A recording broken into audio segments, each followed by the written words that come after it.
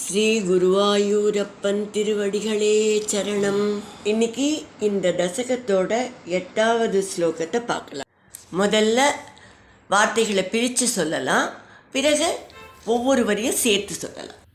யாம் யாம் திசம் பஜதி கிம் புருஷாக்கிய வர்ஷே. யாம் யாம் திசம் பஜதி கிம் புருஷாக்கிய வர்ஷே. சம்சேவிதோ ஹனுமதா दृढ़ भक्ति भाजा.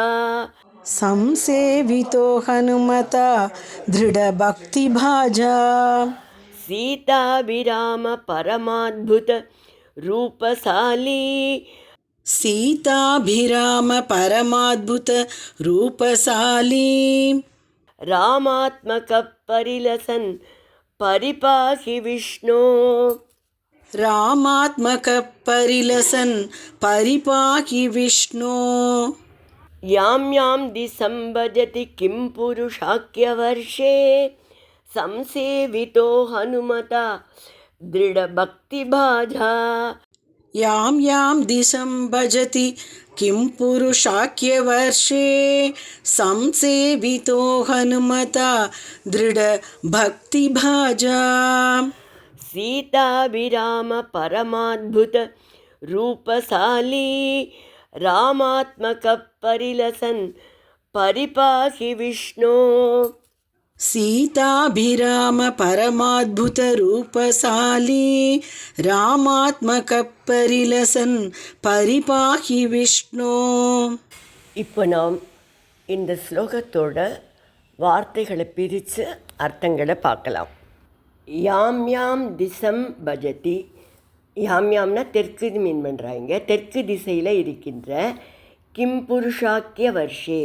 கிம் புருஷம் என்கிற இடத்தில் திருட பக்தி பாஜா, மிகவும் உறுதியான பக்தியோட ஹனுமதா, பக்தி உடைய ஹனுமத்தான ஹனுமானால் பூஜிக்கப்படுறவர்னாலே யாருன்னு நம்மளாம் கெஸ் பண்ணிட முடியும்.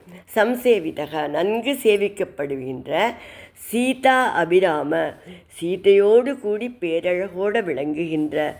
பரம அத்புத ரூபசாலி, அந்த ராமர் சீதையோட கூட அப்படியே பரம அற்புதமாக, இதுக்கு மேலே அற்புதம் சொல்லவே முடியாதுங்கிற அளவு அவ்வளவு அழகான திருவுருவத்தோட ராம ஆத்மக ஸ்ரீராமனாக பரிலசன் விளங்குபவரான விஷ்ணு, விஷ்ணுவே திருமாலே பரிபாகி காத்தருளுங்கள்.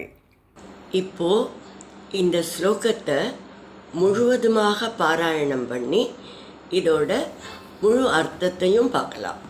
யாம் யாம் திசம் பஜதி கிம் புருஷாக்கிய வர்ஷே.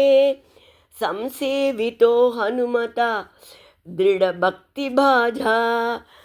சீதாபிராம பரமாத்புத रूपशाली. रामात्मक परिलसन परिपाहि विष्णु.